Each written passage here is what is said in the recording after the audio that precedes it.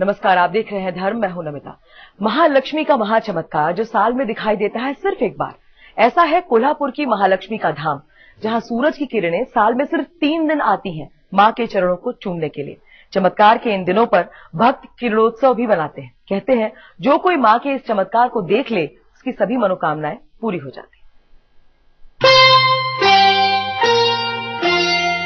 महालक्ष्मी का महाचमत्कार।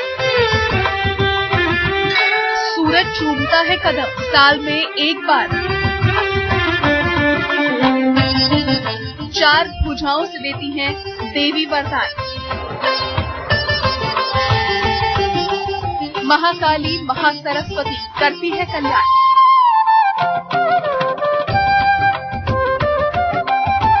ये वो तस्वीरें हैं जिन्हें देखने के बाद आपकी आस्था और अटूट हो जाएगी।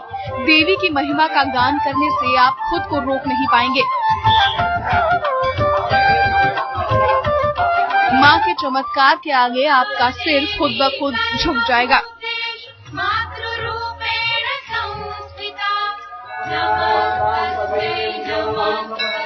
कलयुग में मां महालक्ष्मी का ये ऐसा चमत्कार है जिसे साल में सिर्फ एक बार ही देखा जा सकता है।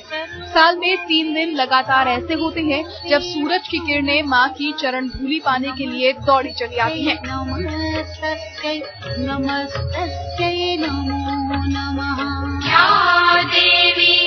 31 जनवरी से लेकर 2 फरवरी तक यानी 3 दिनों तक मां महालक्ष्मी के इस मंदिर में सबसे पहले चरण वंदना करने आते हैं सूर्यदेव।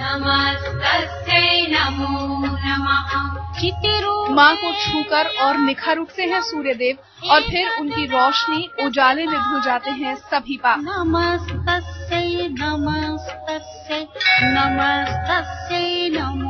मां का ये अद्भुत मंदिर महाराष्ट्र के कोल्हापुर में बना हुआ है, जहां अंबाबाई के नाम से विराजती है मां।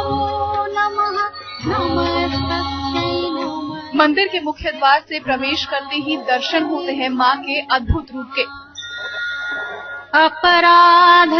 मां मंदिर के गर्भगृह में भक्तों को दर्शन देती है और हैरानी की बात ये कि इन 3 दिनों में हर मुश्किल का सीना चीरकर सूर्य की किरणें गर्भगृह तक आती हैं, जिन्हें मां के चरणों में देखा जा सकता है।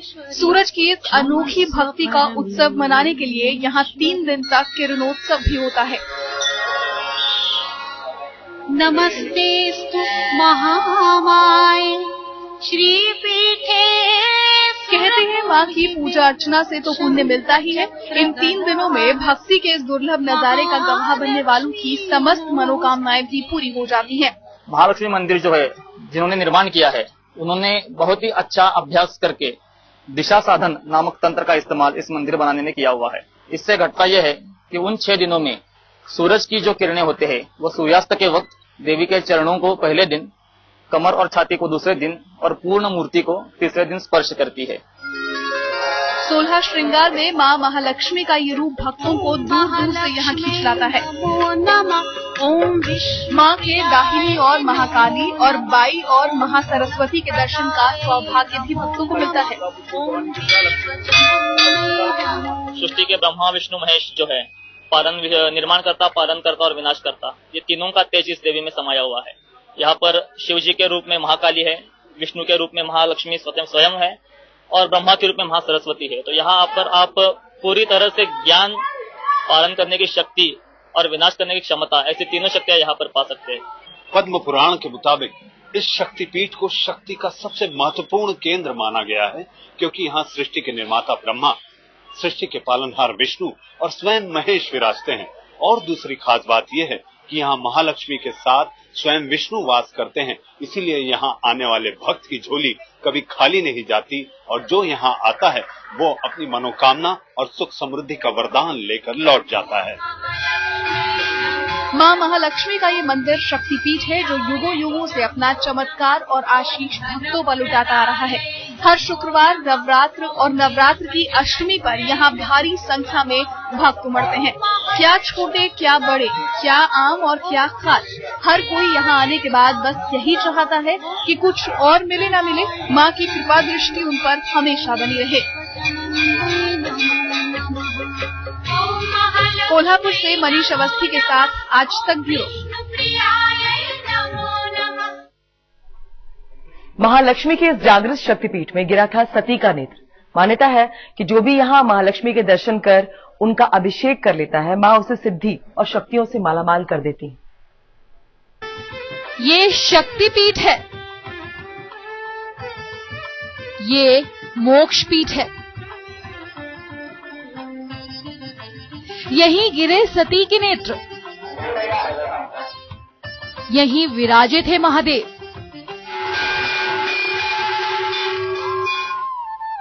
असुरों ने किया था इस मंदिर का निर्माण। विष्णु करते हैं यहां अमृत की बरसात।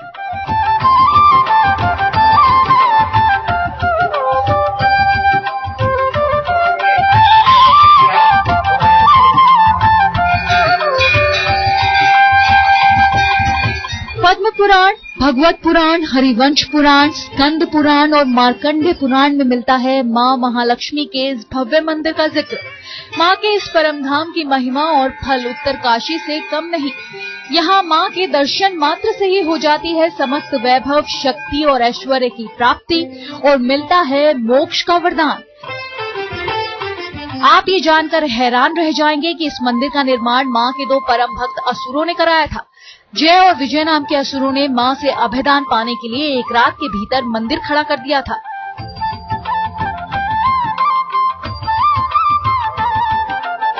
इस प्राचीन मिथों के अनुसार ये मंदिर एक रात में जय विजय नामक असुरों द्वारा बनाया गया है, जिनको महालक्ष्मी का वरदान प्राप्त था इस क्षेत्र में जो आई थी। तब उन्होंने एक रात में यह मंदिर बनाया है, ऐसी एक कहावत या प्रचलित है। ये बहुत कम लोग ही जानते हैं कि आखिर कोल्हापुर का नाम कोल्हापुर कैसे पड़ा। कोल्हासुर नामक राक्षस इस इलाके में जब अपना तांडव मचाए हुए था और माँ महालक्ष्मी तपस्या कर रही थी, तभी उससे वध करने माता बाहर निकली और जब उसे ये पता चला कि माता के वध से उसे मोक्ष की प्राप्ति होगी, तो उसने माता से वरदान मांगा कि हे माँ, मुझे वरदान दे कि मैं अमर हो जाऊं। बस तभी माँ प्रसन्न होकर उसे अमर होने का वरदान दिया और कहा कि आज के बाद ये नगरी कोल्हापुर के नाम से जाने जाने लगेगी। मान्यता है कि ऋषि परशुराम की इस नगरी में जहां माता विराजती हैं, वहां भगवान भोलेनाथ, भगवान विष्णु और भगवान श्री कृष्ण स्वयं पधारे थे। तभी तो कहते हैं पृथ्वी पर इसी शक्तिपीठ का महत्व किसी मोक्ष पीठ से कम नहीं। तांडव नृत्य करते समय सती के शरीर के जो अवयव है वो भारतवर्ष के विभिन्न स्थान पर गिर गए और जिस स्थान पर जो अवयव गिरा वहां पर एक शक्तिपीठ बना हुआ है। तो यहाँ सती जी के नेत्र गिरे हुए हैं। तो इस प्रकार यह स्थान महात्म्य है जहाँ पर सती के नेत्र स्थापित है। माँ कोल्हापुर में कैसे आई, ये कहानी भी बड़ी ही रोचक है। कहते हैं कि जब बालाजी ने पद्मावती से दूसरा विवाह कर लिया तो माँ लक्ष्मी रूठ कर यहाँ तपस्या करने चली आई। लक्ष्मी रूठी तो बालाजी कंगाल हो गए, इसलिए विशेष दिन बालाजी मंदिर से लाकर एक नई शॉल माँ को चढ़ाई जाती है। महालक्ष्मी की शक्तिपीठ में पूजा का प्रमुख विधान है माँ की गोद भराई। यहाँ सुहागिन महिलाएं माँ की गोद भरती हैं, जिसमें उन्हें चूड़ी, सिंदूर और साड़ी भेंट की जाती है। गोद भराई की ये रस्म सुबह 5 बजे संपन्न होने वाली काकड़ आरती के बाद से ही आरंभ हो जाती है। इसके बाद भक्त करते हैं अभिषेक।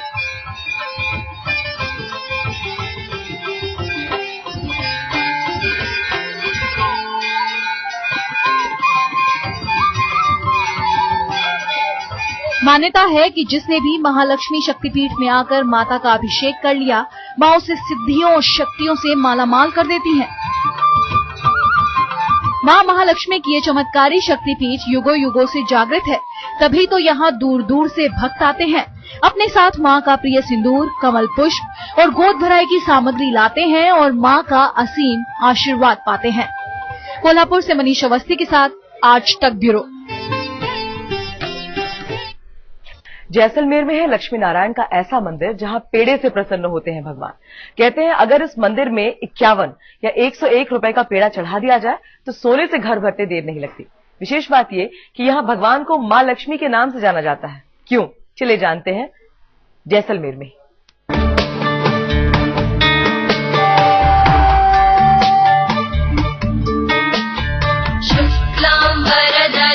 चढ़ाइए पेड़े का प्रसाद, मिलेगा सोने का आशीर्वाद, धन संपत्ति से भर जाएगा घर। जब साक्षात लक्ष्मीनाथ देंगे वर।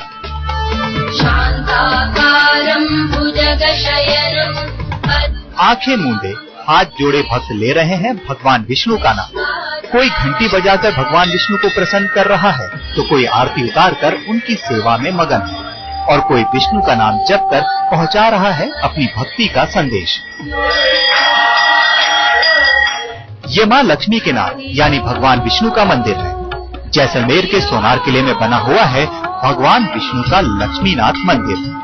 यहाँ भक्तों को दर्शन होते हैं श्वेत संगमरमर से बनी मनमोहक प्रतिमा। जगत के पालनहार का ये रूप दुर्लभ है। ये रूप मोक्ष देता है, जीवन की नैया पार लगाता है। ओम महालक्ष्मी नमो नमः। विष्णु का ये मंदिर लक्ष्मी की कामना रखने वालों के लिए बेहद विशेष है, क्योंकि यहाँ पूजा करने से हर प्रकार की धन संपदा की इच्छा हो जाती है पूरी। ये मान्यता है कि सोने, चांदी, धन दौलत की कामना रखने वाले अगर यहाँ आकर 51 या 101 रुपए का पेड़े का प्रसाद चढ़ा दें, तो धन से घर भरते देर नहीं लगती। इस मान्यता में भक्तों का कितना यकीन है, इस बात का अंदाजा आप यहाँ चढ़ाए गए पेड़ों और पकवानों को देखकर खुद ही लगा लीजिए। यह लक्ष्मीनाथ जी का मंदिर 600 साल पुराना है और बहुत ही भव्य और बहुत ही सुंदर मंदिर है। यहाँ पर लोग सवेरे सवेरे जल्दी स्नान करके और पूजा के लिए आते हैं और पेड़ा साथ में चढ़ाने के लिए लाते हैं। उनकी बहुत ही आस्था है कि वो पेड़ा चढ़ाने से उनकी हर मनोकामना पूरी होती है और धन धान्य, सुख, समृद्धि, पैसा, सोना सब उनकी भगवान मनोकामना पूरी करते हैं। लक्ष्मीनाथ की महिमा है ही कुछ ऐसी, चाहे राजा हो या रानी, देवता हो या मनुष्य, लक्ष्मीनाथ सब पर अपनी समान कृपा बरसाते हैं। भगवान का ये मंदिर करीब 600 साल पुराना है। कहते हैं द्वापर युग में कुरुक्षेत्र का युद्ध समाप्त होने के बाद श्री कृष्ण अर्जुन के साथ द्वारका जा रहे थे। रास्ते में त्रिकूट की पहाड़ियां आई तो अर्जुन को प्यास लगाई। कहते हैं तब कृष्ण ने सुदर्शन चक्र से कुआं खोदकर अर्जुन की प्यास बुझाई। इस कुएं का नाम जयसूल रखा गया। बाद में यहाँ के राजा रजवाड़ों ने इस स्थान पर भव्य विष्णु मंदिर का निर्माण कराया। इस मंदिर में शहर के हर व्यक्ति, हर नागरिक आते हैं, दर्शन करते हैं और अपनी मनोकामनाएं पूर्ण होती है। भगवान श्री लक्ष्मीनाथ जी को पेड़े का भोग चढ़ता है, जो कि दूध के या मावे या खोए से बनाया जाता था, और भगवान को बहुत दिन में कोई सैकड़ों पेड़े चढ़ाए जाते हैं। माँ लक्ष्मी के साथ विराजने की वजह से यहाँ भगवान को लक्ष्मीनाथ के नाम से जाना जाता है। माँ और भगवान की प्रतिमा भी काफी अनोखी है। यहाँ लक्ष्मी नारायण के आगोश में विराजती है और भगवान माँ लक्ष्मी संग गरुड़ के ऊपर विराजते हुए देते हैं भक्तों को दर्शन। मंदिर के द्वार सुबह 5 बजे मंगला आरती के साथ खोले जाते हैं और फिर रात से 8 बजे के बीच आरती कर रात 10 बजे पेड़ों का भोग लगाकर मंदिर के कपाट बंद कर दिए जाते हैं। ये भगवान की महिमा और भक्तों का यकीन ही है कि यहाँ जैसलमेर से ही नहीं, देश के दूसरे कोनों से भी भक्त उमड़ते हैं और पालनहर्ता के आगे शीश झुकाते हैं। विमल भाटिया, जैसलमेर, आज। प्रणाम मेरे भाई बहन। आज का मंत्र तांबूल मंत्र, इसका प्रयोग करते हैं अपने अधिकारी को, जो अपने शीघ्र उच्चाधिकारी होते हैं, जो त्वरित अधिकारी हैं, हमारे इमीडिएट बॉस हैं, उनको प्रसन्न करने के लिए। कई बार ऐसा होता है कि हम कुछ भी करते हैं लेकिन अधिकारी प्रसन्न ही नहीं होते हैं। इसके लिए उनको प्रसन्न करने के लिए इसका प्रयोग करें। पहले मैं मंत्र निवेदन करता हूँ, फिर इसकी विधि बताता हूँ। मंत्र है एला लवंग संयुक्तम तांबूलम प्रतिगृह्यताम। इस मंत्र को रविवार से प्रारंभ करें अथवा जब कभी प्रारंभ करें, संध्या के समय 5 से 7 बजे के बीच की संध्या कहते हैं। उत्तर को मुख करके बैठ जाएं और 7 दिन तक लगातार प्रत्येक दिन 3 बार इसका उच्चारण करें, जप करें, मन में उच्चारण करें। तो आप देखेंगे आपके जो त्वरित अधिकारी हैं, शीघ्र अधिकारी हैं, जो आपके इमीडिएट बॉस हैं, वो एकदम प्रसन्न हो जाएंगे, आपके कार्य से आप पर प्रसन्न रहेंगे। मित्रों, मैं मंत्र एक बार पुनः निवेदन करता हूं। मंत्र है एला लवंग संयुक्तम तांबूलम प्रतिगृह्यताम। इस मंत्र का उच्चारण करें और हम कामना करते हैं कि आपके जो अधिकारी हैं वो आपसे प्रसन्न रहें। और अब समय है जिज्ञासा का। मित्रों, आज की जिज्ञासा है कि भगवान शिव की आधी परिक्रमा क्यों करते हैं? औरों की तो परिक्रमा 3 करते हैं, 5 करते हैं, 7 करते हैं, शिव जी की आधी परिक्रमा क्यों?